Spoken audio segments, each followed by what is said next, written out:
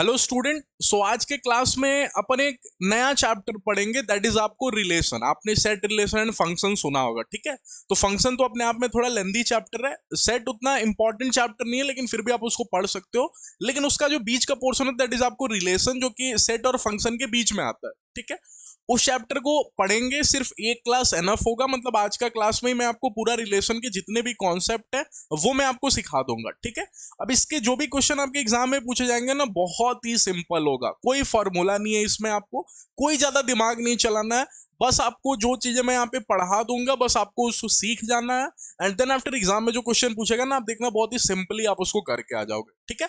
तो important chapter है, आप उसको थोड़ा ध्यान से पढ़ना, ध्यान से समझना, ठीक है। चलिए स्टार्ट करेंगे क्लास को। लेकिन जो भी स्टूडेंट जो पहली बार इस चैनल को देख रहे हैं ना, प्लीज चैनल को सब्सक्राइब कर लो, बिकॉज WBGE के लिए ये सबसे हेल्पफुल चैनल है, जो आपको बहुत ही अच्छा कंटेंट आपके WBGE प्रिपरेशन से लेके टिल योर एडमिशन प्रोवाइड करेगा, ठीक है। और एंड तक देखना क्लास को। अगर पसंद आ रहा हो, समझ में आ रही है चीजें, तो प्लीज एक लाइक करके जरूर जाना और अपने फ्रेंड्स के साथ ज्यादा से ज्यादा चैनल को शेयर कर देना, ठीक है। चले स्टार्ट करते हैं जी क्लास को, ठीक।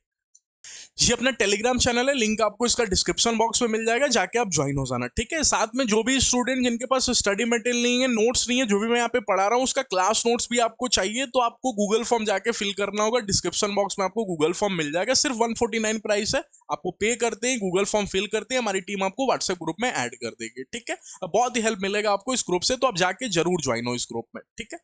चलिए स्टार्ट करते हैं चैप्टर को, ठीक है। तो देखो, सबसे पहले जो भी मैंने यहाँ पे लिखा हुआ है ना, ये सारी चीजों को आप समझ लो थोड़ा, ठीक है। क्या लिखा हुआ है सबसे पहले, कि मैंने बोला ना इस चैप्टर में कोई आपको फॉर्मूला नहीं दिखेगा, सिर्फ आपको थ्योरेटिकल ही चैप्टर है, मैथ्स का चैप्टर है, लेकिन आपको ऐसा लगेगा कि आप बस जस्ट थ्योरी पढ़ रहे हो, ठीक है। तो यहाँ पे देखो, क्या कोई कैलकुलेशन भी आपको नहीं दिखेगा इसमें ज्यादा, ठीक। Let and be a two non empty set. Non empty set का मतलब क्या होता है, कि कुछ ना कुछ एलिमेंट हो उसमें, ठीक है। ऐसा नहीं कि कोई एलिमेंट ही नहीं है उसमें, ठीक। कुछ ना कुछ एलिमेंट हो उसको बोलते हैं कि नॉन एम्प्टी है, ठीक है। From A to B. अच्छा, रिलेशन हमेशा दो लोगों के बीच में होती है, ठीक। ए और बी के बीच में, जैसे मान जाओ यहाँ पे रिलेशन है, ठीक है।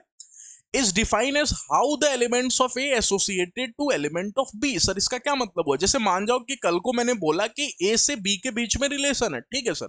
रिलेशन आपने बोला कि दो लोगों के बीच में, ठीक। तो मैं मान गया कि सर ए से बी के बीच में यहाँ पे रिलेशन है, लेकिन सर कैसे रिलेशन है, ठीक है। तब जाके मैं नीचे यहाँ पे बताऊंगा ना कि ऐसे रिलेशन है कि A is equal to B square है, ठीक है। मतलब ए के जितने एलिमेंट्स हैं वो बी का होल स्क्वायर है। तो ऐसे मैं डिफाइन करूंगा किसी रिलेशन को कि ए से बी के बीच में जो रिलेशन है वो A is equal to B square है, ठीक है। मैंने ए और बी के बीच में जो इनके एलिमेंट्स है ना, वो कैसे एसोसिएटेड है। मतलब ए अगर कल को 4 है ना, तो बी अपने आप में 2 है, आप इसको बिठाओ फिट बैठेगा, ठीक। तो बी का आप 2 पकड़ोगे तो ए का आपको 4 पकड़ना पड़ेगा। नहीं समझ में आ रहा ना, अभी एग्जाम्पल देंगे तो और अच्छे से समझ जाओगे, ठीक है। जैसे यहाँ पे देखो क्या लिखा हो कि ए मान जो रिलेटेड टू ए है, कैपिटल है यहाँ पे, सॉरी रिलेटेड टू नहीं है, बिलोंग्स टू है, ठीक है। यहाँ पे ई लिख दिया, यहाँ पे बिलोंग्स टू है, ठीक। कैपिटल लेके ये ए एलिमेंट से ए से बिलोंग कर रहा है, B belongs to capital B, ठीक। Then relation is express by A related to B. ये जस्ट आपको सिंपली यहाँ पे वर्ड से समझाया गया सिंबल है जस्ट, ठीक है। कि अगर मान जो ए बिलोंग कर रहा है कैपिटल ए से, बी बिलोंग कर रहा है बी कैपिटल बी से, ठीक है। तो दोनों के बीच का जो रिलेशन दिखाया जाएगा ना, वो बीच में कैपिटल आर लिख देंगे कि ए रिलेटेड टू बी है, ठीक है। अच्छा, अगली लाइन में क्या लिखा है कि A is not related to B is represented by, ऐसे रिप्रेजेंट किया जाता है कि यहाँ पे ए आर और फिर यहाँ पे क्रॉस कर दिया जाता है बी, ठीक है। तो नॉट रिलेटेड टू है तो ऐसे रिप्रेजेंट करते हैं, रिलेटेड है तो ऐसे रिप्रेजेंट करते हैं, ठीक है। इतना तो आप समझ गए, ओके। अब एग्जाम्पल दिखाता हूं आपको, ठीक है। अब मान लो यहाँ पे ए के एलिमेंट्स है स्मॉल ए, स्मॉल बी, स्मॉल सी, और बी के एलिमेंट है 1 और 2, ठीक। तो ए और बी के बीच में अगर मैं रिलेशन बनाऊंगा तो कैसे बनाऊंगा, थोड़ा देखना, ठीक है। कितने रिलेशन बना सकता हूं देखना। मैं यहाँ पे स्मॉल ए पकड़ा और यहाँ पे इसका 1 पकड़ा, ठीक है। फिर दूसरी बारी में क्या करूंगा, ए पकड़ूंगा और फिर 2 पकड़ूंगा, 2 के साथ रिलेटेड होगा, क्योंकि every element is associated with another element, ठीक है। फिर यहां पे देखना, अब मैंने बी पकड़ा और फिर यहां पे 1 पकड़ूंगा, ठीक है। फिर मैं बी पकड़ूंगा और 2 पकड़ूंगा, ओके। फिर मैं यहां पे सी पकड़ूंगा और इसका 1 पकड़ूंगा, ओके। और फिर मैं यहां पे सी पकड़ूंगा और 2 पकड़ूंगा। अब थोड़ा ध्यान से बताना कि कितने रिलेशन पॉसिबल है, यहां पे कितने सेट्स बन गए। तो एक बच्चे बोले सर काउंट कर लेते, 1 2 3 4 5 6 सेट बन गए, ठीक है। सभी एलिमेंट एक दूसरे से एसोसिएटेड है। जैसे ए का 1 के साथ रिलेशन मैंने A1 लिख दिया, ए का 2 के साथ रिलेशन है मैंने A2 लिख दिया। ठीक है, सभी एलिमेंट का दूसरे सभी एलिमेंट से रिलेशन बना दिया। ठीक है, अच्छा अब एक बच्चा पूछेगा कि सर हर एक एलिमेंट का हर एक से रिलेशन होना जरूरी है क्या? नहीं, बिल्कुल जरूरी नहीं है। अगली लाइन में अपन सीख रहे होंगे इसको। ठीक है, लेकिन यहाँ पे कुछ दिया नहीं था कि ए बी से कैसे रिलेटेड है, कुछ नहीं दिया था, बस बोला था कि A is related to B. तो जितने पॉसिबिलिटीज है ना मैंने सब यहाँ पे बना लिए। अब मैं एक क्वेश्चन दिखाऊंगा आपको, बहुत अच्छे से समझ में आएगा। जैसे यहाँ पे देखना, ठीक है, यहाँ पे क्या नोट बना के लिखा है कि it is not necessary that every element of A is associated with every element of B. जैसे समझना, ठीक है, कि जरूरी नहीं है कि ए 1 से रिलेटेड ही हो और ए कॉमा 1 दुनिया में आए ही। जरूरी नहीं है कि ए 2 से रिलेटेड ही हो और जिंदगी में ए कॉमा 2 मुझे दिखे भी। ठीक है, ऐसा कोई जरूरी नहीं है। हो सकता है कि ए 1 के साथ तो दिख रहा है लेकिन 2 के साथ नहीं दिख रहा। सर ये मेरे को कैसे पता चलेगा कि ए 1 के साथ दिखेगा और 2 के साथ नहीं दिखेगा? ये कैसे पता चलेगा? ये आपको पता चलेगा इस क्वेश्चन से। देखना इस क्वेश्चन को, यहां पे मैंने बोला है कि ए के ये सारे एलिमेंट्स हैं, -4 1 2 4 9। ठीक है, बी के ये एलिमेंट्स है -2 0 1 2 3 4 5, ये बी के एलिमेंट्स है। ठीक है, और मैंने यहाँ पे अगली लाइन में क्वेश्चन में देखा कि ए भैया रिलेटेड टू बी है, ए टू बी रिलेशन है, मतलब ए बी के साथ रिलेटेड है। कैसे रिलेटेड है इस बात पे इंपॉर्टेंट होता है कि किसके एलिमेंट किसके साथ एसोसिएटेड है, कौन सा एलिमेंट ए का बी के साथ रिलेटेड है, वो बताएगा ये। कौन सा sir? A is equal to B square. मैंने पकड़ा किसको? A is equal to B square को। ठीक है, अब मैं यहां पे बना रहा हूं ए रिलेटेड टू बी। ठीक है, और इसका सेट तैयार कर रहा हूं जिसमें मेरे को A is equal to B square बिठाना है। तो अब बताओ मैं ए का कौन सा एलिमेंट पकड़ूं जो बी का होल स्क्वायर बनेगा? अगर मैं बी का -2 पकड़ता हूं तो सोचो मेरे को ए का क्या पकड़ना पड़ेगा? 4 पकड़ना पड़ेगा, क्योंकि -2 का होल स्क्वायर 4 होता है। तो 4 का यहाँ पे ए में दिख रहा है? हाँ बिल्कुल सर। तो मेरे पास जो एलिमेंट दिखा ना, सबसे पहला सर 4,2 दिखा। माने 4 कहीं ना कहीं ए का अगर आप 4 पकड़ोगे ना, that is related to B का 2, सॉरी -2। सर 2 के साथ भी तो है ना? हाँ, अभी 0 पे चेक करते हैं। 0 का होल स्क्वायर क्या होगा? 0। अरे 0 का होल स्क्वायर 0 होता है, क्या वो ए में है? नहीं सर। तो 0 ए के किसी एलिमेंट के साथ एसोसिएटेड नहीं होगा, क्योंकि वो A is equal to B square पे फिट ही नहीं बैठ रहा। अगर आपने बी का 0 पकड़ा, जैसे -2 पकड़ा, तो -2 में ए बार निकालेगा अपना 4। ठीक है, अगर मैंने बी का -2 पकड़ा तो ए की दुनिया से 4 आएगा। लेकिन अगर मैं बी का 0 पकड़ता हूं तो ए की दुनिया से 0 ही आना चाहेगा, लेकिन ए की दुनिया में 0 है ही नहीं, इसीलिए 0 रिजेक्टेड। कि बी का जो 0 वाला एलिमेंट है ना, वो ए के किसी एलिमेंट से एसोसिएटेड ही नहीं है। आ रही बात आपको समझ में है? ठीक है, क्या आपका दिमाग रिलेशन को लेकर मैं खोल पा रहा हूं? क्या आपको चाहिए रिलेशन को लेकर समझ में आ रही है कि कैसे इसके क्वेश्चन को देखना है? ठीक है, अच्छा चलिए अगली बारी में बढ़ते हैं। अब 1 को पकड़ते हैं। 1 का स्क्वायर क्या होता है? 1 ही।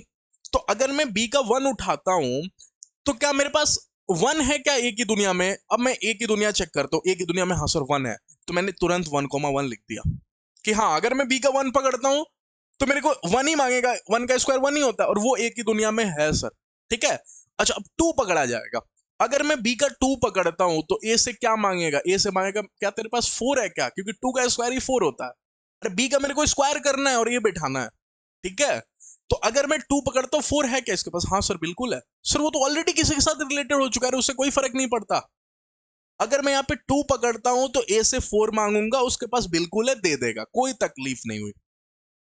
अब मैं 3 मांगता हूं बी का, वो 9 खोजेगा ए का, क्या है क्या? हाँ बिल्कुल सर, तो मैंने 3,9 यहाँ पर रख दिया।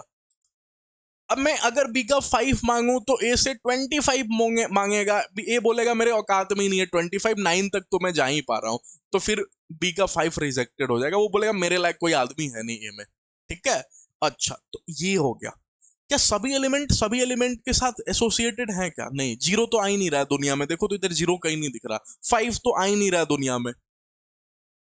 ठीक है, तो मैं यहाँ पे ये बात समझाना चाह रहा था नोट में, it is not necessary that every element of A is associated with every element of B, it totally depend कि हाउ इट इज रिलेटेड। जैसे यहाँ पे A is equal to B square था, अगर कल को A is equal to B होता तब तो कोई एलिमेंट ही नहीं हो पाता, तब तो 2,2 होता, 1,1 होता, क्योंकि अगर मैं ए का जो एलिमेंट पकड़ूंगा मेरे को बी का वही एलिमेंट पकड़ना पड़ेगा, तो वो 1,1 पॉसिबल था, 2,2 पॉसिबल था, बस। ठीक है, आ रही कहानी समझ में? ओके। अच्छा एक बात और मैं यहाँ पे बता दूं कि अगर आप इसको फिट बिठाओगे, जैसे 4,2 को यहाँ पे फिट बिठाओगे बिल्कुल फिट बैठेगा, 4 इज इक्वल टू 2 का स्क्वायर, ठीक है। अच्छा चलिए अब यहाँ पे ये बात समझाता हूँ, domain and range in relation. ये रिलेशन में डोमेन और रेंज क्या होता है, बड़ा बड़ा ही सिंपल है, आपको जस्ट ये इंग्लिश पढ़ने की कोई जरूरत नहीं है, मैं आपको समझा देता हूँ। आपने जो रिलेशन बनाया यहाँ पे, सभी का पहला एलिमेंट पकड़ते जाओ वो डोमेन होता है, और दूसरा एलिमेंट पकड़ते जाओ वो रेंज होता है। बस इतना सा सर, हाँ इतना सा, यही लिखा हुआ है यहाँ पे कि let R is a relation from A to B if R is expressed in terms of ordered pair then set of first element is relation is called domain। जो रिलेशन का फर्स्ट एलिमेंट का जो set होगा ना वो domain होगा, and set of second element is called range, और जो सेकंड एलिमेंट होगा वो रेंज होगा। तो अगर आपसे पिछला क्वेश्चन में अगर पूछूं बताओ डोमेन क्या है, तो क्या 4,1,2,3 बोल दोगे क्या? हाँ सर बिल्कुल बोल दूंगा। तो डोमेन हो जाएगा 4,1,2,3, 1,2,3। अच्छा रेंज बता दो सर जल्दी से, रेंज क्या होगा? तो सर एक बच्चा बोलेगा सर 2,1,4,9। हाँ बिल्कुल, क्योंकि सेकंड एलिमेंट ही पकड़ते हैं रेंज के टाइम में, 2,1,2,1,4,9, ठीक है, 4 और 9। ओके आ रही कहानी समझ में? चलिए आगे बढ़ जाता हूं। ओके अच्छा अब कुछ थोड़ा सा फॉर्मूला है लिटिल टाइप में, ज्यादा फॉर्मूला बड़ा फॉर्मूला भी नहीं है, ये बस आपको याद करना है कि अगर किसी सेट में n एलिमेंट है तो टोटल सबसेट कितने बन सकते हैं, 2 की पावर n। जैसे दिखाओ सर यहाँ पे a इज इक्वल टू 1,2, इसका सबसेट बताओ। एक मैंने 1 को पकड़ा, ठीक है, एक मैंने 2 को पकड़ा, ये भी एक सबसेट हो गया। अच्छा एक मैं क्या करूंगा, 1,2 को पकड़ूंगा। अरे 1,2 को भी लेके तो एक सबसेट बना सकता हूँ ना, सबसेट में सेट से ज्यादा एलिमेंट नहीं होने चाहिए, बराबर और कम तो हो सकता है ना। अरे एक बार अकेला खाली 1 बैठेगा, एक बार अकेला खाली 2 बैठेगा, एक बार 1,2 दोनों बैठेंगे। तो सर इसमें 2 एलिमेंट है तो 2 का स्क्वायर करेंगे तो 4 सबसेट बनना चाहिए, क्योंकि 2 की पावर n आप ऊपर ही फॉर्मूला बोल के आ रहे हो, लेकिन सर अभी तो 3 ही है। हाँ एक और एलिमेंट दुनिया में आता है, दैट इज आपको 5, मतलब कुछ नहीं है इसमें, ठीक है। इसको दुनिया बोलती है वाइड सबसेट, ठीक है, कि इसमें कुछ है तो वाइड सबसेट, ठीक है, और इसमें कुछ नहीं है बेचारे में तो इसको दुनिया बोलती है नॉन वाइड सबसेट, ठीक है, कि तेरे में कुछ नहीं है। अच्छा okay, if the set has m element and another set has n element then number of ordered pair is equal to m cross n। ये मैंने अभी आपको दिखा दिया। इस सेट में बताओ कितने एलिमेंट थे, ये पाला वाला, इस सेट में कितने एलिमेंट? 3, और इसमें कितने थे? 2, और 3 और 2 को क्रॉस करोगे मल्टीप्लाई करोगे कितना होगा? 6। तो देखो 1 2 3 4 5 6, 6 पेयर बन पाए। यही बोलना चाह रहा है कि अगर इसमें जितने एलिमेंट और इसमें जितने एलिमेंट है दोनों को मल्टीप्लाई करोगे ना उतने ही पेयर पॉसिबल है, ठीक है। ये तो सिंपली पीएनसी के टाइप से भी हो गया ना, परम्यूटेशन कॉम्बिनेशन टाइप में, ठीक है। Okay and number of relation from A to B is equal to 2 की पावर mn-1। ये जस्ट आपको फॉर्मूला याद कर लेना, ठीक है, कि रिलेशन कितने पॉसिबल है ए से बी में, 2 की पावर mn-1, ठीक है। ओके चलिए अब कुछ क्वेश्चन करके दिखाता हूं आपको, बहुत इजीली आप सॉल्व करोगे और आपको और समझ जाओगे अच्छे से, ठीक है। बोला कि x belongs to 1,2,3,4, y belongs to 1,2,3,4। अच्छा बताओ इसमें जल्दी से आप मेरे को एक बात कि कितने पेयर पॉसिबल है। तो क्या इसमें कितने एलिमेंट बताना मेरे को? 4। इसमें कितने हैं? 4। 4 और 4 की मल्टीप्लाई करोगे तो शायद आपको 16 होगा, 4 4 जा 16, तो 16 पेयर पॉसिबल है, ठीक है, 16 पेयर बन सकते हैं। ओके लेकिन पहला क्वेश्चन क्या दिया है कि x ग्रेटर देन y 4 होना चाहिए, ठीक है। तो मैं कुछ a रिलेटेड टू b बना, सॉरी x है, x और y है यहाँ पे, तो x रिलेटेड टू y बनाने जा रहा हूं। तो मैं अगर यहाँ पे x रिलेटेड टू y बनाऊं तो कैसे बनाओगे? आप मेरे को x का वही एलिमेंट बताओ जो कि 4 से बड़ा है, ठीक है। सॉरी ये 4 नहीं है, वही मैं देख रहा था, ये y है, ठीक है, वही बोल रहा हूँ, x रिलेटेड टू y है तो 4 कहां से आ गया, ठीक है, it is y not 4। Okay हाँ अब बताओ, अब मेरे को बताओ कि x का वो एलिमेंट लूंगा जिसमें x और y का कुछ ऐसे एलिमेंट लूंगा ना, ऐसे समझो, जिसमें x को बड़ा होना मांगेगा y को छोटा होना मांगेगा। तो अगर मैं इस छोटू y को पकड़ता हूं 1 को, अगर मैं इस छोटू y 1 को पकड़ता हूं तो बड़ा इससे कौन कौन पॉसिबल है? क्या 2 इससे बड़ा है? हाँ सर, तो 1,2 पॉसिबल है। अच्छा अगर इस छोटू 1 को पकड़ता हूं तो 3 भी तो इससे बड़ा है ना, हाँ, तो 1,3 मैंने पकड़ा। सर 1 को नहीं पकड़ सकता, नहीं वो बराबर है, और बराबर का कंडीशन नहीं दिया, सिर्फ बड़ा मांगता है x को, ठीक है। तो अगर मैं यहाँ पे x को 2 लेता हूं तो y को मैं 1 ले सकता हूं, y को मैं यहाँ पे y को लेके सोच रहा हूं, 1 पकड़ा तो 3 पॉसिबल है। क्या 1 को लेके 4 नहीं बना सकता? हाँ बिल्कुल सर, अभी भी आप देखोगे तो सर x कहीं ना कहीं y से बड़ा है, ठीक है। अच्छा सॉरी, इसको उल्टा लिखना पड़ेगा, इसको आप उल्टा लिखना पड़ेगा ना, ठीक है। कि आप x पकड़ रहे हो 2 को तो y 1 आ रहा है, ठीक है, फिर 3 में 1 आ रहा है, और फिर आपको 4 में 1 आ रहा है। ओके, आप देखो हमेशा x क्या है, y से बड़ा है, y को आप 1 लेते हो तो x को आपको 2 3 4 लेना पड़ेगा, ठीक है।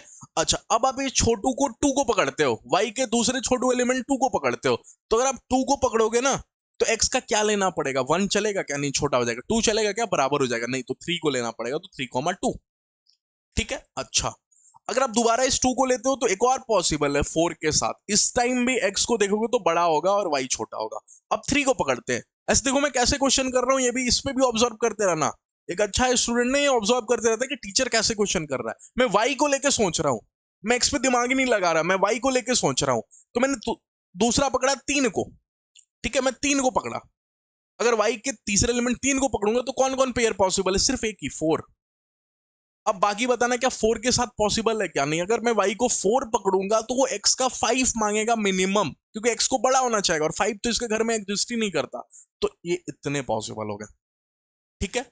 क्या दूसरा वाला आप खुद से कर सकते हो क्या, मैं करके दिखाई देता हूँ, चलो आप अभी थोड़ा नए हो ना, अभी रिलेशन के क्वेश्चन किए हो कितना ही टाइम हुआ, अभी एक ही क्वेश्चन तो कराया हूँ आपको, तो हो सकता है आपसे नहीं हो, चलो मैं आप दिखा देता हूँ, ट्राई कर लो एक बार, अब एक बार ट्राई कर लो, पॉज करके ट्राई कर सकते हो, इतना आप कर सकते हो, ठीक है। अच्छा चलो x रिलेटेड टू y मैं दूसरा क्वेश्चन कर रहा हूँ, ये पहला क्वेश्चन हो गया, ये मैं दूसरा क्वेश्चन कर रहा हूँ, ठीक है। अब आप मेरे को बताना जल्दी से, खुद सोच के बताना, y is equal to X plus 1, मैंने आप जो y को रखोगे वो x से 1 बड़ा होना चाहिए, तो अगर मैं y को 1 रखूंगा तो x से 0 मांगेगा, तभी तो 0 प्लस 1 इज इक्वल टू 1 होगा, x में 0 है ही नहीं सर, तो 1 से तो गाड़ी चलेगी नहीं। अगर मैं y को 2 रखता हूं तो x को क्या करना पड़ेगा, x को 1 रखना पड़ेगा। हाँ सर अब आ रहा है मेरे को समझ में, आप सर हमेशा y को लेके सोच रहे हो, हाँ y को लेके सोचने में आसान होगा क्योंकि कंडीशन y पे ही फिट किया हुआ है, ठीक है, ओके। और ये लिखना मत भूल जाना कि x को आपको पहले लिखना, y को बाद में लिखना है, 1,2, तभी तो दुनिया समझ पाएगी कि पहला वाला x है और दूसरा वाला y है, ठीक है, क्योंकि x रिलेटेड टू y बनाना है आपको, y रिलेटेड टू x नहीं बनाना, इसलिए पहला एलिमेंट x होगा, दूसरा एलिमेंट y होगा, ठीक है। सोचते टाइम आप भले ही y से सोचो, लेकिन लिखते टाइम x को पहले लिखो, y को बाद में लिखो, ठीक है। अच्छा दूसरा एलिमेंट y का क्या पकड़ू, 2 पकड़ू, तो 2 को लेके तो मैंने बोल दिया 1 पॉसिबल है, ठीक है। अब 3, अब 2 के लेके और कोई तो पॉसिबल है नहीं, क्योंकि एक ही में एक जोड़ोगे तभी 2 आएगा, घटाना तो है नहीं ना जो 3 पकड़ोगे। 3 के टाइम क्या सोचना है, 2, तो 3 के टाइम 2, सॉरी y को 3 रखना है, तो ये देखो ये गलती आपको नहीं करनी है, तो 2,3, ठीक है। अगला बोलो, अब तो आपको समझ ही आ गया, अगर इसको 3 रखूंगा तो इसको 4 रखना पड़ेगा, क्योंकि x को आपको y को एक ज्यादा रखना पड़ेगा, ठीक है।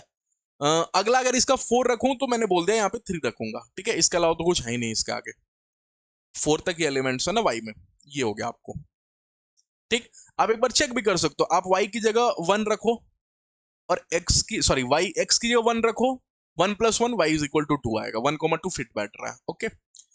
चलिए तो इतना आपको समझ में आ गया कि रिलेशन में कैसे चीजें रिलेटेड होती हैं, कैसे आपको एलिमेंट्स को पकड़ पकड़ के फिट बिठाना होता है, इतना सा पोर्शन आपको समझ में आ गया, तो आप टाइप्स ऑफ रिलेशन पे मूव कर जाते हैं, ठीक है। बहुत ही छोटा चैप्टर है, बस ये लास्ट टॉपिक है, टाइप्स ऑफ रिलेशन, 4-5 टाइप इसी में होंगे, बस देखो रिलेशन के बहुत सारे टाइप है जो, लेकिन जो इंपॉर्टेंट है ना वो पढ़ना। पहले रिफ्लेक्सिव रिलेशन, बड़ा ध्यान से सुनते रहना, एग्जाम्पल से मैं आपको बहुत अच्छे से सिखा दूंगा। रिफ्लेक्सिव रिलेशन सबसे पहले मैं पढ़ देता हूं यहाँ पे, ठीक है। A relation R defined on a set is said to be reflexive, कब कहा जाता है रिफ्लेक्सिव, जब every element is related to its own element. अब यहाँ पे डेफिनेशन से ही रिलेशन बता दिया कि जब सभी एलिमेंट ना खुद के साथ रिलेशन में हो, खुद ही के साथ रिलेशन में हो, नहीं समझ में आ रहा है सर, क्वेश्चन करेंगे तो समझेंगे, खुद के साथ ही रिलेशन में हो ना, तब रिफ्लेक्सिव बोलती है दुनिया। रिफ्लेक्सिव वर्ड से समझो, रिफ्लेक्ट करे, रिफ्लेक्ट करे मैंने खुद का खुद के साथ रिलेशन, तो मैं यहाँ पे लिख देता हूं, हिंदी में भी लिख देता हूं, खुद का खुद के साथ रिलेशन, खुद के साथ रिलेशन, ठीक है। आ रही कहानी मेरी समझ में, खुद का खुद के साथ रिलेशन होगा ना सर तो रिफ्लेक्सिव बोलूंगा। अब इसको क्वेश्चन में कैसे देखूंगा ये देखना, मैंने सबसे पहला एग्जांपल क्या दिया, एक्स और वाई बोला है और बिलोंग्स टू एन, जिसमें 1 2 3 सारे नेचुरल नंबर है, सारे नेचुरल नंबर एक्स और वाई में है, ठीक है। और मैंने यहाँ पे बोला है कि X is divisible by Y. अब आपको एग्जाम्पल से कोई एक नेचुरल नंबर पकड़ने से, फॉर एग्जाम्पल मैं 2 को पकड़ता हूं और मैं रिफ्लेक्सिव चेक करने के लिए पकड़ता हूं कि एक्स और वाई को जगह 2 ही रखूंगा, सेम एलिमेंट रखना है। मैंने 2 2 रख लिया और बीच के वर्ड्स को भी लिख दिया डिविजिबल बाय। अब खुद से पूछूंगा क्या 2 से डिविजिबल होता है क्या 2? हाँ, हर जन अपने एलिमेंट से डिविजिबल होते हैं यार, खुद से हर कोई डिविजिबल हो जाता है वन टर्म में। 3 क्या 3 से डिविजिबल है क्या? हाँ। 4 क्या 4 से डिविजिबल है क्या? हाँ। तो कोई भी जन ना अपने ही जन के साथ डिविजिबल होता है, तो बिल्कुल सर ये रिफ्लेक्सिव है।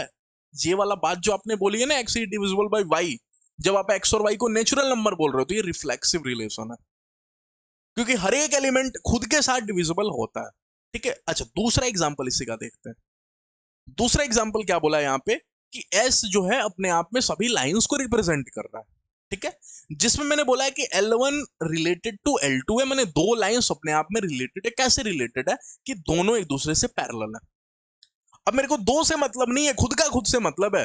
तो मैं क्या पूछूंगा? खुद से पूछूंगा क्या L1 पैरेलल होता है क्या L1 के? मैं लेट करूंगा, और अगर ये बात सच हो जाएगी तो मैं बोलूंगा रिफ्लेक्शन, रिफ्लेक्सिव है।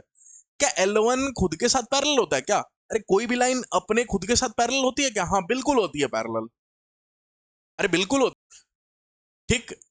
खुद लाइन अपने आप में अपने साथ पैरेलल तो होती है ना? हाँ बिल्कुल। तो sir L1 parallel to L1 होगा, L2 पैरेलल टू L2 होगा। हाँ, खुद का खुद के साथ पैरेलल होता है, तो ये भी रिफ्लेक्सिव है। This is also reflexive. तो देखो, पाला वाला भी रिफ्लेक्सिव निकला, ये वाला बात भी रिफ्लेक्सिव निकला, और ये वाला बात भी रिफ्लेक्सिव निकला। अब तीसरा चेक करते हैं। L1 रिलेटेड टू L2 है, हाँ, लेकिन L1 परपेंडिकुलर है L2।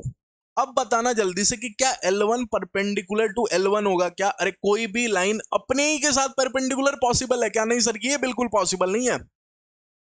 अरे एक लाइन खुद के ही साथ परपेंडिकुलर पॉसिबल है क्या? नहीं, पैरेलल तो पॉसिबल है। अरे पैरेलल एक दूसरे के ऊपर आ जाएगा, पैरेलल नहीं है तो। ठीक है। कोइंसिडेंस लाइन खुद के ही ऊपर आ गया, लेकिन पैरेलल तो है ना, लेकिन परपेंडिकुलर नहीं हो सकता, इसलिए मैंने इसको मना कर दिया, रिफ्लेक्सिव नहीं है। ठीक है। अच्छा, अगला बोला हुआ A is brother of B. अब मैं यहां पे बोलूंगा क्या A is brother of A possible है क्या? अरे कोई खुद में ही भाई होता है क्या? मेरा भाई कौन होगा? कोई दूसरा जन। क्या मैं अपना भाई खुद ही होऊंगा क्या?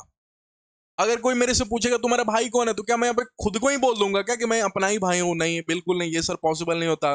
खुद का खुद ही जन भाई थोड़ी होता। ठीक है। जैसे आपका भाई कौन होगा? आपका जो भाई होगा वो होगा ना, खुद ही आप अपने आप को थोड़ी बोलोगे कि मेरा भाई कौन है, मैं खुद ही हूं, ऐसा थोड़ी बोलोगे। ठीक है। तो अगर ऐसा नहीं बोलोगे तो रिफ्लेक्सिव नहीं है। ठीक है। चलिए अगला पढ़ते हैं। अगला रिलेशन में आते हैं, सिमेट्रिक रिलेशन। सिमेट्रिक रिलेशन क्या बोलता है कि अगर सिमेट्री तब होगा is such that when A is related to B then B is equally related to A. ये क्या बोला सर? अगर ए बी के साथ रिलेशन में है ना, तो पलट दो, बी बी ए के साथ रिलेशन में होना चाहिए। जैसे सारे पिछले एग्जांपल्स को फिर से सामने लाता हूं। X is divisible by Y. ठीक है। मैं यहां पे पकड़ता हूं 2 is divisible by 4। 2 is divisible by 4। ठीक है। ठीक है, सॉरी, 4 इज डिविजिबल बाय 2, क्योंकि 4 2 से डिविजिबल है ना। 4 इज डिविजिबल बाय 2। 4 2 से डिविजिबल है, हाँ बिल्कुल सर। अब इसको पलटता हूं। पलटना मैंने ये बात भी सही होनी चाहिए कि 2 इज डिविजिबल बाय 4। ठीक है। अगर ये ए है, अगर ये बी है, अगर ए बी के साथ रिलेशन में है तो बी भी ए के साथ रिलेशन में होना चाहिए, इक्वली, मैंने सेम टू सेम वही बात। अगर 4 इज डिविजिबल बाय 2 है तो भैया 2 इज डिविजिबल बाय 4 होना चाहिए। ये बात तो सही है सर, 4 2 से डिवाइड हो जाता है, लेकिन 2 थोड़ी 4 से डिवाइड होता है, नहीं होता सर। तो ये बात गलत है। तो ये अगर बात गलत है ना, तो ये सिमेट्री नहीं है। ठीक है। सिमेट्री में इसको मना कर दो सर, सिमेट्री तो नहीं है। सिमेट्री मैंने क्या होता है, पलटोगे तो सेम बात होनी चाहिए। अगर कोई ए बी के साथ रिलेशन में है तो पलट दो, बी का भी ए के साथ सेम टू सेम वही वाला रिलेशन होना चाहिए, वही वाला। ये इसीलिए बोला है कि इक्वली रिलेटेड। इक्वली रिलेटेड का क्या मतलब है? कि वही वाला रिलेशन। यही नहीं कि ए बी का भाई हो तो बी ए की बहन हो जाए, बी भी ए का भाई ही मांगता है, सेम टू सेम वही रिलेशन होना चाहिए। ठीक है। अगला लाइन पढ़ते हैं। L1 parallel to L2। क्या L2 पैरेलल होगा L1 के? हाँ सर बिल्कुल। अगर ये L1 है, अगर ये L2 है, तो L1 अगर दुनिया से बोलेगा कि मैं L2 के पैरेलल हूं, तो L2 को भी हक है ये बात बोलने की कि हाँ मैं L1 के साथ पैरेलल होती है। तो ऐसे ही दिख रहा है कि ये बिल्कुल सिमेट्री है। ठीक है। अच्छा, L1 परपेंडिकुलर टू L2 बना लेता हूं। ये मेरा L1 है, ये मेरा L2 है। L1 ने बोला कि मेरा परपेंडिकुलर लाइन L2 है। क्या L2 ये बात बोल सकता है कि L1 मेरा परपेंडिकुलर है? हाँ सर बिल्कुल बोल सकता है। तो ये भी रिफ्लेक्सिव है। अरे दो लाइन आपस में परपेंडिकुलर है तो दोनों एक दूसरे से परपेंडिकुलर है ना? हाँ बिल्कुल। अब इसको पकड़ता हूं, ए इज ब्रदर ऑफ बी।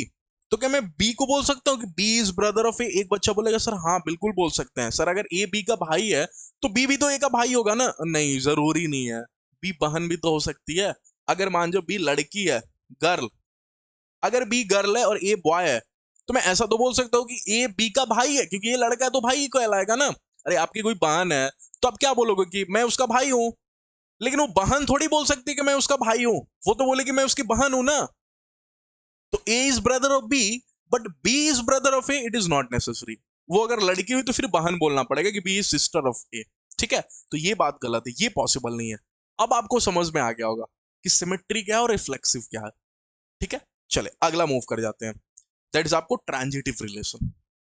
ठीक है, धीरे धीरे करके एक एक रिलेशन पढ़ेंगे, फिर 2 क्वेश्चन करेंगे, फिर खत्म हो गया रिलेशन चैप्टर। ठीक है, ट्रांजिटिव रिलेशन। ट्रांजिटिव रिलेशन क्या बोलता है? Belonging to relation when A is related to B and B is related to C. अच्छा, इसमें भी हिंदी में लिख देता हूं ताकि आपको सबका एक एक कोडवर्ड दे दूं। ठीक है, इसमें क्या कोडवर्ड बनेगा?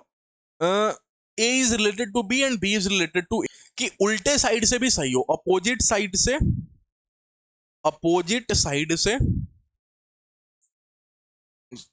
अपोजिट साइड से भी सेम हो। बस एक कोड वर्ड आपको याद करके आना, ये इतना कुछ थोड़ी पढ़ना है, ये सब ज्ञान थोड़ी लेना है आपको इंग्लिश वाला।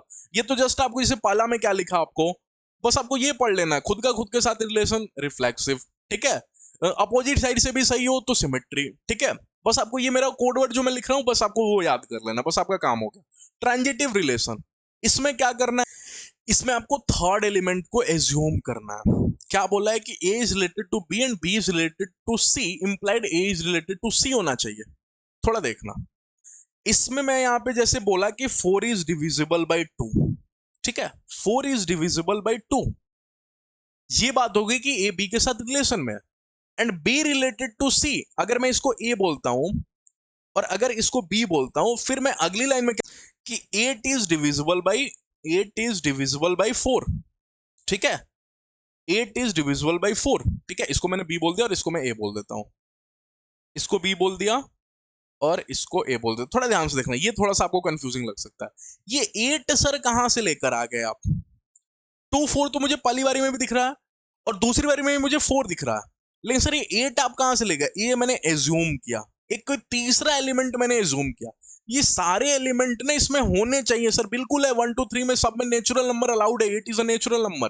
तो एलिमेंट ना मेरे को सेट का ही पकड़ना है, ये नहीं कि मैं कोई तीसरा एलिमेंट जो एज्यूम कर रहा हूँ वो सेट के बाहर का हो।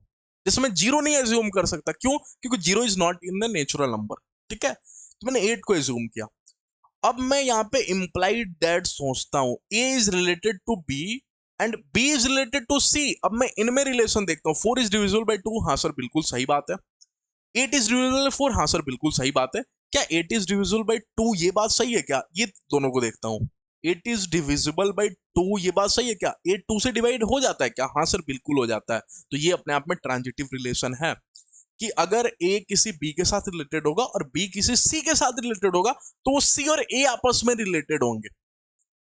जैसे इस केस में 4 अगर 2 से डिवाइड हो रहा है तो मैंने एज्यूम कर लिया कि ये 4 ना 8 से भी डिवाइड हो रहा है, तो क्या 8 2 से डिवाइड हो रहा है? हाँ, तो अपने आप में ट्रांजिटिव है। ओके, नहीं आया तो दूसरा एग्जांपल देखो, वो समझ जाओगे। ठीक है, अच्छा यहां पे मैंने बोला कि L1 पैरेलल है L2 के। ठीक है, और मैं यहां पे एज्यूम कर लेता हूं कि L2 किसी तीसरे लाइन के पैरेलल, बना के देखना पड़ेगा। ये L1 हुआ, ये L2 हुआ। अब कोई तीसरा लाइन में लाता हूं जो कि L2 से पैरेलल करता हूं, क्या वो अपने आप L1 से पैरेलल नहीं हो जाएगा? तो अगर L2 पैरेलल है L3 के, इंप्लाइड दैट कि आपको L3 भी पैरेलल होगा L1 के, तो सर ये भी बिल्कुल ट्रांजिटिव है। कोई तीसरा जन को लेके आना होगा और पहले दूसरे में रिलेशन, दूसरे तीसरे में रिलेशन, और अगर पहला और तीसरा रिलेशन सही हो गया ना तो फिर मैं बोल सकता हूं ट्रांजिटिव है। तो इसमें देखना होगा, always check that relation between first and third, first and third, तो थर्ड तो सर एज्यूम करना होगा ना, हाँ तो ब्रैकेट में लिख देता हूं एज्यूम करो। ठीक है, assume third is true. Always check that relation between first and third is true, अगर ये हो गया तो ट्रांजिटिव है। ठीक है, तीसरा एग्जांपल देखता हूं। Okay, L1 perpendicular to L2 है, मैं L2 को परपेंडिकुलर मान लेता हूं L3 के। रुको, L2 को मैं परपेंडिकुलर बोल देता हूँ L3 के। अब चेक कर लेता हूँ क्या L1 L3 परपेंडिकुलर है, मैंने पहला और तीसरा जन सही है, ये चेक कर लेता हूँ। ठीक है, देखो कैसे चेक करेंगे। मैं यहाँ पे L1 पकड़ा, L1, और इसका परपेंडिकुलर L2 कर देता हूँ। अब इसका परपेंडिकुलर क्या कर दूंगा L3, क्या वही होगा। अब देखो L1 और L3 तो सर पैरेलल हो गया, वो परपेंडिकुलर नहीं है, तो L1 not perpendicular to L3, मैंने L1 और L3 में रिलेशन नहीं सही बैठ रहा है, तो ये अपने आप में ट्रांजिटिव नहीं है। आ रही कहानी समझ में। इसमें A is brother of B, तो मैं यहाँ पे अज्यूम करूंगा B is brother of C, तो क्या A और C भाई हो सकते हैं? नहीं, C लड़की भी हो सकती है। A is brother of B बोला and B is brother of C, B जो है C का भाई है, तो B को तो लड़का होना कंफर्म हो गया, B लड़का है, लेकिन C अभी भी नहीं कंफर्म है कि लड़का है कि लड़की है, तो इसीलिए A is brother of C, A is brother of C, ये बात कंफर्म नहीं है क्योंकि C का जेंडर मेरे को कंफर्म नहीं हुआ है कि वो लड़का है कि लड़की है, तो ये ट्रांजिटिव ये भी नहीं है। अच्छा सॉरी, A ब्रदर है C का, तो A तो कंफर्म है ना कि लड़का है, तो A is brother of C, ये तो बिल्कुल सही बात है कि A C का भाई है, क्योंकि A तो लड़का है, ये तो कंफर्म है ना। अरे इस केस में अगर आप देखोगे तो A तो क्वेश्चन वाले ने कंफर्म कर दिया कि A is brother of B, तो ये लड़का है, क्वेश्चन वाले ने कंफर्म कर दिया। B is brother of C, और B मैंने कंफर्म कर दिया क्योंकि उस C का भाई मैंने बोल दिया, एज्यूम किया, तो ठीक है, तो A और B लड़का है, कंफर्म है, तो क्या A is brother of C? हाँ बिल्कुल, क्योंकि A लड़का है भैया, तो C का भाई ही होगा। अब C लड़का है कि लड़की है मेरे को मतलब ही नहीं है, तो इसीलिए मैंने यहाँ पे बोला कि ये ट्रांजिटिव है ये। ठीक है, ओके, सी का भाई होना थोड़ी मांगता है मेरे को, ए का भाई होना मांगता है। ठीक है, तो ए बिल्कुल भाई है सी का। चलो इक्विवेलेंस रिलेशन, इक्विवेलेंस सिंपल है कि जब सब होगा ना तो इक्विवेलेंस होगा। क्या पहला वाला एग्जांपल को देखो, फर्स्ट वाला एग्जांपल कहाँ गया, फर्स्ट वाला एग्जांपल, ये देखो ये भी था, ट्रांजिटिव भी था। ठीक है, और यहाँ पे देखोगे तो फर्स्ट वाला एग्जांपल रिफ्लेक्सिव भी था, और फर्स्ट वाला एग्जांपल अगर आप देखोगे तो सिमेट्री नहीं था, सिमेट्री नहीं था। ठीक है, तो अगर तीनों में से कोई एक भी नहीं हुआ ना तो अपने आप में इक्विवेलेंस नहीं होगा। क्या ये दोनों आप बता सकते हो? अभी भी करा चुका, अगर सब होगा, सारे रिलेशन है, तो इक्विवेलेंस है। और यही आपसे जब सब हो, when all relation are possible, जब सारे रिलेशन पॉसिबल होंगे ना तब मैं बोल सकता हूँ दुनिया को कि भैया इक्विवेलेंस रिलेशन, और यही आपसे चेक करवाता है, क्योंकि अगर वो आपसे इक्विवेलेंस चेक करवा देगा तो सारे रिलेशन चेक करवा दिया। ठीक है, आइए कुछ क्वेश्चन कर लेते हैं। अच्छा एक और है एंटी इक्विवेलेंस, एंटी इक्विवेलेंस देखना बोला है, relation is defined on set A is anti equivalence when A is related to B and B is equally related to A is possible when A is equal to B. मैंने A B के साथ relation में, ठीक है, B भी ए के साथ relation में, ठीक है, ये तभी पॉसिबल है जब बी ए के साथ रिलेशन में, ये तभी पॉसिबल है जब ए और बी बराबर हो। जैसे कि एक्स ग्रेटर देन वाई, तो मैंने बोला Y is greater than equal to X, अरे ए जैसा बी के साथ रिलेशन में है ना, बी को भी वैसा ही ए के साथ रिलेशन में रहना होगा, और ये बात तब सच हो जब x is equal to Y हो। हाँ बिल्कुल, ये तभी सच होगा जब x is equal to Y होगा, तो ये अपने आप में एंटी इक्विवेलेंस रिलेशन नहीं आया समझ में। अरे ए बी के साथ रिलेशन में जैसा ही वैसा ही बी ए के साथ रिलेशन में हो, और ये रिलेशन तभी पॉसिबल हो जब दोनों आपस में बराबर हो, अगर ये कंडीशन मैच कर रही है तो एंटी इक्विवेलेंस है। जैसे मैंने बोला x is greater than equal to Y, तो मेरे को ये बात बोलना पड़ेगा y is greater than equal to x, जैसा रिलेशन ए बी में वैसा ही रिलेशन बी ए में, और ये दोनों बात तब सच हो, ये रिलेशन वाली बात तब सच हो ना जब दोनों आपस में बराबर हो जाए, और अगर ऐसा है तो एंटी इक्विवेलेंस रिलेशन है। ठीक है, जैसे मैंने बोला y is divisible by x, तो मैं बोलूंगा x is divisible by y, जैसा रिलेशन वाई एक्स में वैसा ही रिलेशन एक्स वाई में मैंने बोल दिया। और क्या ये तभी पॉसिबल है जब x is equal to Y हो, क्योंकि अगर आप बराबर नहीं करोगे तो 4 इज डिविजिबल बाई 2 होगा, तो 2 इज डिविजिबल बाई 4, ये बात सही नहीं है। ठीक है, 4 2 से डिवाइड हो जाएगा, लेकिन 2 4 से डिवाइड नहीं हो सकता। ठीक है, और ये एलिमेंट्स कब एक दूसरे से डिवाइड हो सकते हैं? जब दोनों बराबर हो। मैं बोल सकता हूँ 2 is divisible by 2 and 2 is divisible by 2। ठीक है, चले, अगर आपको बात समझ में, सिर्फ 2 क्वेश्चन है, सिर्फ 2 क्वेश्चन लेके आया हूँ रिलेशन के नाम पे, ज्यादा क्वेश्चन नहीं हो सकते। जो 2 क्वेश्चन है जो आपके काम बना सकता है, आप इससे ज्यादा क्वेश्चन आपको करने की जरूरत भी नहीं है रिलेशन के, फिर भी आप करना चाहते हो तो प्रीवियस ईयर क्वेश्चन आप देख के कर सकते हो। ठीक है, प्रीवियस ईयर क्वेश्चन में जितने भी क्वेश्चन है आपके रिलेशन के, आप उसके सॉल्व कर सकते हो, करके देख सकते हो क्या मेरे को चैप्टर समझ में आया है कि नहीं आया। ठीक है, चलिए यहाँ पे दिखाता हूँ। ए रिलेटेड टू बी है, B lives within 1 kilometre of A, ठीक है। जैसे मान जाओ कि मैंने यहाँ पे ये ए को रखा, okay, B lives within 1 kilometre, और यहाँ पे मैंने बी को रखा, और इन दोनों के बीच का डिस्टेंस 1 किलोमीटर है, ठीक है। तभी मैं दुनिया को क्या बोल सकता हूँ कि बी जो है ना वो ए के साथ 1 किलोमीटर के अंदर ही रहता है। Check equivalence. क्या इक्विवेलेंस चेक करने के लिए सबसे पहले आपको रिफ्लेक्सिव चेक करना पड़ेगा? हाँ सर, रिफ्लेक्सिव चेक करना पड़ेगा। रिफ्लेक्सिव कैसे होता है? खुद का खुद के साथ। अब खुद का खुद के साथ माने क्या ए अपने ही अंदर में 1 किलोमीटर के अंदर है क्या? हाँ, ए अपने ही 1 किलोमीटर के अंदर है। A lives 1 kilometre from A, A lives within 1 kilometre. बिल्कुल ये बात सच है। खुद से पूछो क्या ये बात सच है? हाँ। क्या बी लिव्स विद इन, ये बात सच है? हाँ बिल्कुल ये सच बात है। तो रिफ्लेक्सिव तो बिल्कुल है। अरे अगर मैं बोलूं कि मैं खुद, अगर कोई पूछता है कि तुम खुद कितने दूरी हो, मैं बोल सकता हूं कि मैं अपने आप से 1 किलोमीटर की दूरी में हूं। हाँ बिल्कुल, मैं खुद के साथ तो 0 किलोमीटर की दूरी में हूं ना, और 0 भी तो 1 के अंडर ही आता है ना, ठीक। तो ये बात सही होगी। दूसरा क्या चेक करते हैं रिफ्लेक्सिव के बाद? मेरे को बताना, सिमेट्री। सिमेट्री चेक करते हैं, ठीक है। सिमेट्री में क्या होता है? उल्टा पॉसिबल हो, जब अपोजिट साइड से सेम टू सेम रिलेशन बैठे। जैसे मैंने बोला B lives within 1 kilometre from A, तो क्या ए भी बी के 1 किलोमीटर के अंदर रहता है क्या? अरे अगर मैंने बोला कि बी जो है वो ए के 1 किलोमीटर के अंदर है, तो ए भी तो बी के 1 किलोमीटर के अंदर होगा ना। हाँ बिल्कुल, उल्टा भी पॉसिबल है, तो भैया सिमेट्री भी है।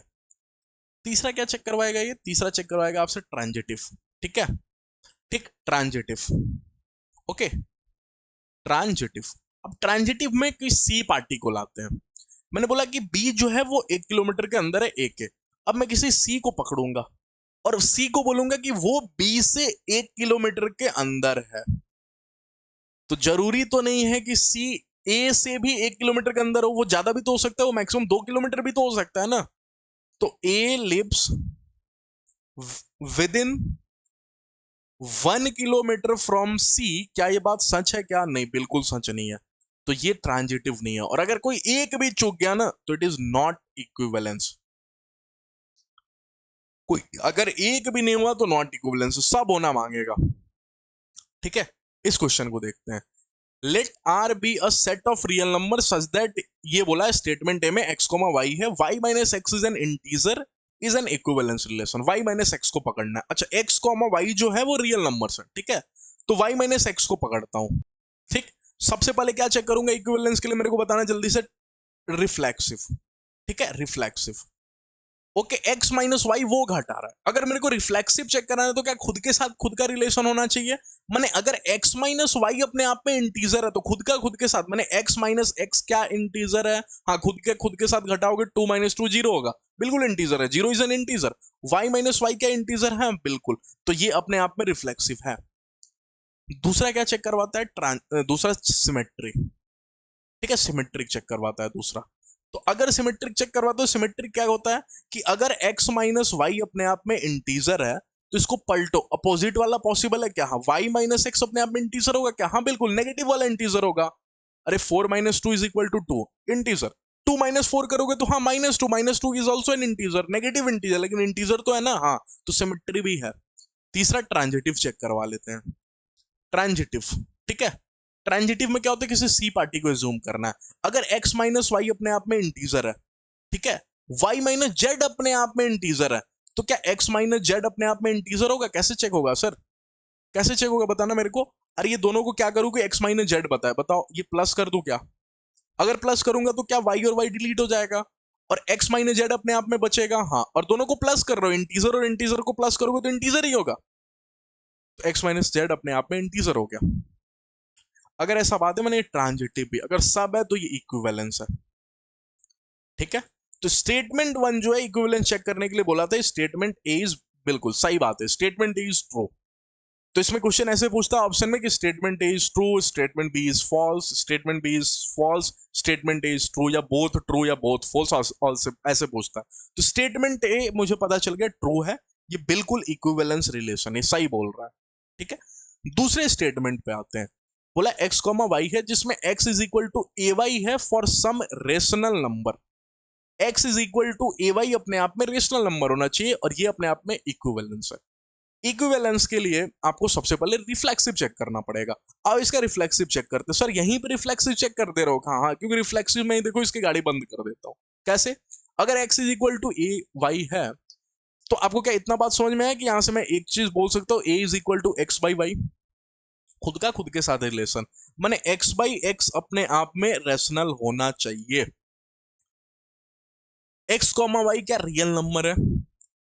क्या जीरो रियल नंबर होता है? हाँ। तो अगर मैं जीरो को पकड़ता हूं तो जीरो बाई जीरो क्या अपने आप में रेशनल है? नहीं सर, तो ये तो रिफ्लेक्सिव ही नहीं है, तो स्टेटमेंट भी अपने आप में फॉल्स है। क्या आप a is equal to X by Y लेके आओगे ना, इसकी रेशनल होने की कोई गारंटी नहीं है। एक्स बाई एक्स अपने आप में रेशनल हो जाए कोई गारंटी नहीं है, वाई बाई वाई अपने आप में रेशनल हो जाए कोई गारंटी नहीं है, क्योंकि मैं कल को जीरो भी ले सकता हूं और zero by zero is not a rational number. ठीक है, तो ये रिफ्लेक्सिव भी नहीं है, तो इक्विवेलेंस ऐसे ही नहीं होगा, कोई एक भी खत्म तो इक्विवेलेंस खत्म। ओके, तो आई होप आपको एक क्लास में ही ये चैप्टर मैं आपको अच्छे से समझा पाया होऊंगा। अगर समझ में आ गया, आपको कोई भी डाउट है तो आप कमेंट सेक्शन में मेरे से पूछ सकते हो, लेकिन सारी चीजें अगर समझ में आ गई तो कमेंट सेक्शन में अपना प्यार, अपना सपोर्ट जरूर दिखा देना कि हाँ सर आपसे पढ़ के मेरे को मजा आया, समझ में आया। सारी चीजें एक लाइक जरूर कर देना, अपने फ्रेंड्स के साथ शेयर करना, और चैनल पे पहली बार होगे तो it's my request to you, please भैया सब्सक्राइब कर दो, ये चैनल बहुत हेल्प करेगा आपको WBJ प्रिपरेशन में। ठीक है, मिलते हैं नेक्स्ट क्लास में। नेक्स्ट क्लास से अपन प्रीवियस ईयर क्वेश्चन स्टार्ट कर रहे हैं। ठीक है, WBJ का प्रीवियस ईयर क्वेश्चन, सारे चैप्टर्स का मैं एक एक करके प्रीवियस ईयर क्वेश्चन कराऊंगा, क्योंकि एंड के मंथ में अब आपको ज्यादा कुछ नहीं करना है। लास्ट 1 मंथ स्ट्रेटजी क्या होने वाली है इस पे ऑलरेडी वीडियो अपलोडेड है, आप प्लेलिस्ट सेक्शन जस्ट स्क्रॉल करोगे ना तो सारे इंपॉर्टेंट वीडियोस आपको दिख जाएंगे। जस्ट आपको WBJ 2025 रिलेटेड वीडियोस स्क्रॉल करना है, मैथ्स क्रैश कोर्स वाला देखना ही है अगर आप मैथ्स पढ़ रहे हो मेरे से तो। ठीक है, तो ये 2 प्लेलिस्ट आप देखो, उसमें सारे इंपॉर्टेंट वीडियोस आपको दिख जाएंगे, आप उसको जाके देखो, समझो। WBJ के लिए आपको बहुत हेल्प मिलेगा इस चैनल से। ठीक है, चलिए मिलते हैं नेक्स्ट वीडियो में। Thank you all of you.